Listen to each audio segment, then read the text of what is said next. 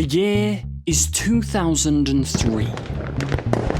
It's just been announced that the once beloved sci-fi show Doctor Who will be making a return to its rightful time and place on BBC One. And if you're a fan of this era, then, well, it'll come as absolutely no surprise to you. There were a couple of troubles behind the scenes. Sack Russell T Davies, sack Jane Tranter, sack Phil Collinson, sack Julie Gardner. You could say there were a few wounds which are still yet to heal. Don't like being associated with those people and the politics that went on in the first series. The first series was a mess. But did you know that the premature departure of Christopher Eccleston's beloved Ninth Doctor actually led to some of the coolest pieces of Doctor Who lost media ever? Apart from all the other arguably cooler pieces of lost media. To be fair, the show has actually produced a lot of lost media. Anyway, these now missing scenes were actually shot, edited, and ready to show at preview screenings, but alas, they've never been made public. Still to this day, it remains unclear as to whether the original ending of Doctor Who Series 1 will ever be shown. But what happens in this lost scene, I hear you cry? Well, hold your horses. We'll start at the beginning, because there's a lot of Series 1 content, concepts, and cool stuff that never actually saw the light of day, including an entire episode that was never actually shot and arguably would have contained one of, if not the biggest plot twist in Doctor Who history. On the 2nd of July 2004, the nation began mourning Mr. Nation's estate's decision to steal the Daleks from Doctor Who. It was officially announced in the headlines of most British newspapers that Doctor Who in fact would never see the Daleks again. The Daleks have been exterminated from Doctor Who before production has even begun on the new version of the sci-fi classic because the BBC has been unable to agree terms for their return.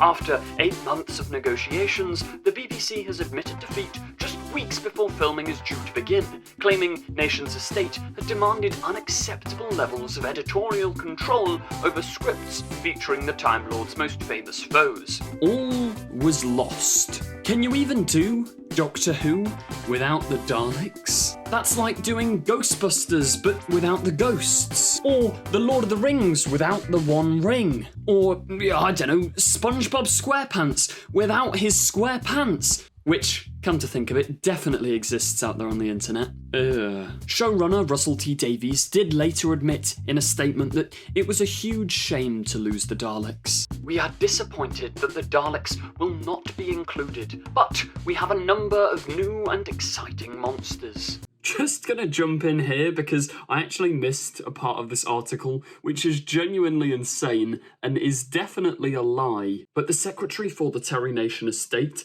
Mr. Hancock, accused the BBC of lying about the reason that a deal for them to use the Daleks had not been made. He tried to claim that Russell T Davies wanted to make a gay animated Dalek series. In his words, a cartoon series about gay Daleks, which I have a sneaking suspicion is just incorrect. I mean, this wouldn't be the first Mr. Hancock that blatantly lied to the British public. He goes on to talk about wanting to protect the integrity of the brand because he's scared of these imaginary gay Daleks. In my opinion, there's no historical accuracy. This is probably just some of the homophobia that Russell T Davies encountered when reviving Doctor Who. But yeah, I thought I'd just point that out because that's bizarre. He was going to invent a new monster, a new alien, that would rival the terror of these iconic pepper pots. A monster which will keep viewers on the edge of their seats. Sorry to quickly pause the video here,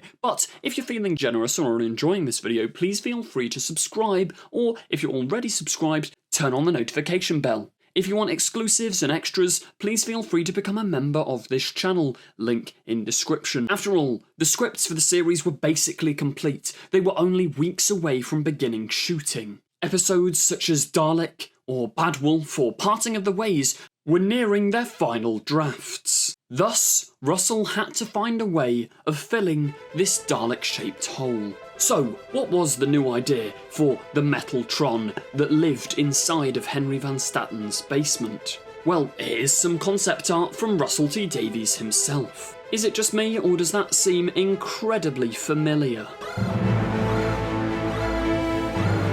Well, as written in the writer's tale, they weren't called Toclophane back then, they were just future humans. Yep, that's right, big plot twist. The Daleks' replacement was actually set to be future humans, who'd been converted and squashed into these weird spherical balls of doom. They would wreak havoc on the human race, wanting to destroy all life that isn't them, which, to me, kind of just sounds like a merge between Cybermen and Daleks. If I were to make an educated guess on how the Season 1 finale would have played out without the Daleks, I reckon, to be honest, it would mostly be the same. Except from, obviously, the huge plot twist of these creatures that are attacking you are actually yourselves, but from the future. I mean, the idea of playing about with a human from the future was kind of explored anyway in The End of the World, and it does fit the time period because Satellite 5, then 100 years on from that, you start to realise Series 1 is very, very,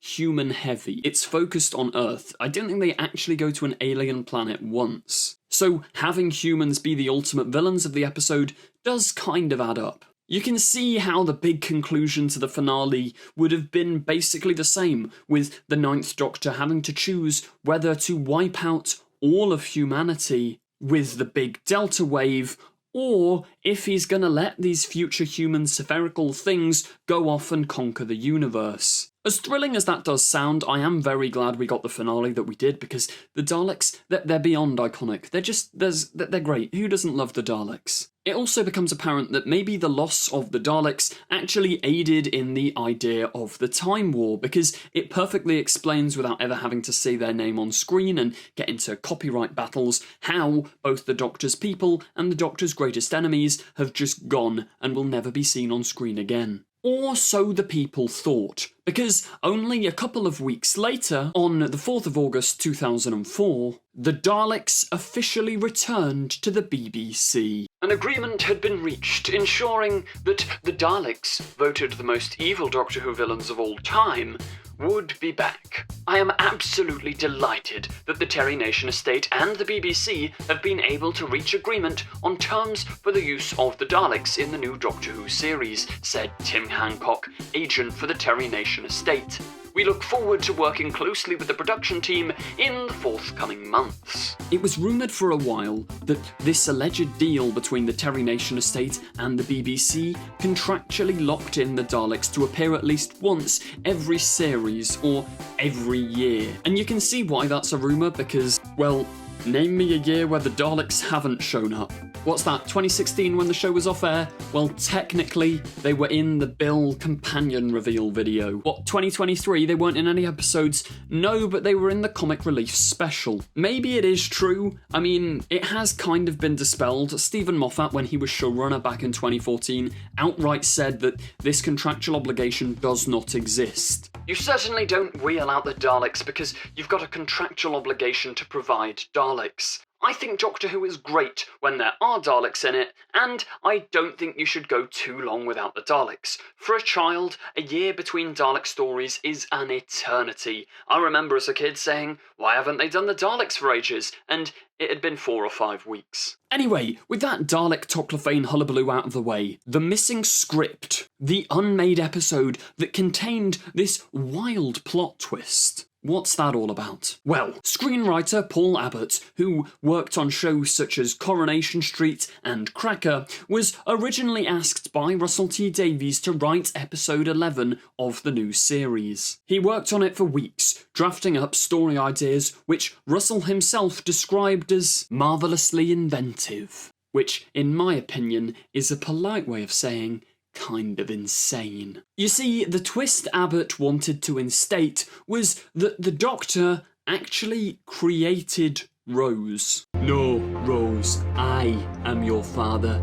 No, that's not true. That's impossible. Search your feelings, Rose. You know it to be true. There's some leaked footage for you. After the Time War, the freshly regenerated Ninth Doctor would have carried out a secret psychic experiment, creating himself a perfect companion for all of his travels. The perfect puppet to keep him company and to ground him after the events of the war. Episode 11 would probably have centred around Rose finding out this information, which, I won't lie, would have left for some absolutely cracking character drama. Imagine their dynamic in Father's Day. I'm not stupid. You could have fooled me. But heightened to 200. I mean, Rose would just never be able to trust the Doctor again. But then that's the problem, because it wouldn't just be Rose who could never trust the Doctor again, it would be us, the audience. It would completely change the Doctor that we know and love. Sure, this may have happened after the war, but would portraying the Doctor in this way be a wise idea for an entirely new generation? It almost makes him the antagonist, which is an interesting direction, but not the direction or the trajectory that Doctor Who was headed in 2005. Russell also said, "I sat there and went, 'You've ruined my character, thank you very much.' But he would have made it brilliant because he's the best writer in the world." I'm 100% with Russell on the first half of that statement. Not only does it ruin the Doctor as a character, but I'd argue it ruins Rose's whole arc. Like, it removes any form of agency that Rose Tyler had in the series up until this point. So, yeah, ultimately, just like the lack of Daleks, I'm kind of glad that this didn't pan out. So far, this video has only covered the ideas that were left as, well, ideas. But now it's time for that long-lost footage. The alternate ending to Doctor Who Series 1. In which the Ninth Doctor doesn't in fact die, Rose Tyler does. The parting of the ways continues exactly as it was, all up until the pivotal moment of, "Rose, you're gonna burn. I think you need a doctor." You're gonna have to put up with those crummy recreations because if I use an actual clip, the BBC are gonna take all of my money. Thanks guys for taking away my ad revenue for that video, by the way. Really appreciated. But anyway, cut back to the familiar interior of the Ninth Doctor's TARDIS. He seems sad. A different kind of sad to that of the scene that we ended up getting. His mind is not on regeneration or the pain caused to himself. Rather, it's on the opposite. He and Rose would still share that discussion about the Daleks being defeated, and crucially the Doctor promising to take her to Barcelona. Except the one thing he doesn't let on to her is the fact that she's slowly dying. The energy she absorbed was simply too much for a human to hold. In this canon, a Time Lord could wield that power, but a human simply couldn't cope. The episode would have ended on the promise of going to the planet Barcelona, but then the camera pans down to the TARDIS monitor, revealing what the Doctor's been scanning, with two simple words: life form dying. Which would then lead us into Series 2. Now, we don't actually know whether Rose would have died in Series 2 or how far into Series 2 this plot thread would have been carried, but it's fascinating to imagine an alternate timeline where we got an extra Ninth Doctor series and possibly lost Rose Tyler very early on. But then again, knowing Russell T Davies, no character he writes ever actually dies, so I'm sure she'd have been fine. But where is this footage today? And can you watch it? Well, as alluded to at the start of this video, Eccleston and the BBC's relationship, his love towards Doctor Who kind of completely died. It became apparent very early on into production of Series 1 that Eccleston would not in fact be returning for a second series if it were to be commissioned. He knew it, and the BBC knew it, but crucially, the general public and the press didn't. When it became apparent they had to film a regeneration, they wanted desperately to keep it a secret. Thus, they shot the original ending, with the intent to show it to an early screening so that there'd be no leaks or previews or just basically nobody would have a clue the regeneration was about to happen and everyone would lose their minds when it did. But when the news of Eccleston's departure leaked in early March 2005, which was only a couple of weeks into the series airing on TV, the BBC gave up on the surprise regeneration idea and shelved the footage. And still to this day, it's never been shown to the public. As sad as it is, there is actually a distinct possibility that it's either been lost, destroyed, or wiped. But I'm hoping, fingers crossed, that it's still stored somewhere out there. I mean, who knows? With Eccleston's recent convention appearances and work with Big Finish, he seems to be warming up to Doctor Who a lot more. Maybe one day on a collector's edition box set, the 9th Doctor's lost regeneration scene that's not a regeneration scene will be seen, if you know what I mean. Anyway, that does bring us to the end of today's video. If you did enjoy, as ever, please do remember to like, comment, subscribe, turn on the notification bell, and share. It really does help me out a lot, and it allows me to keep YouTube as my job. Yep, that's right. Currently, I've left university. This is my primary source of income. Bye!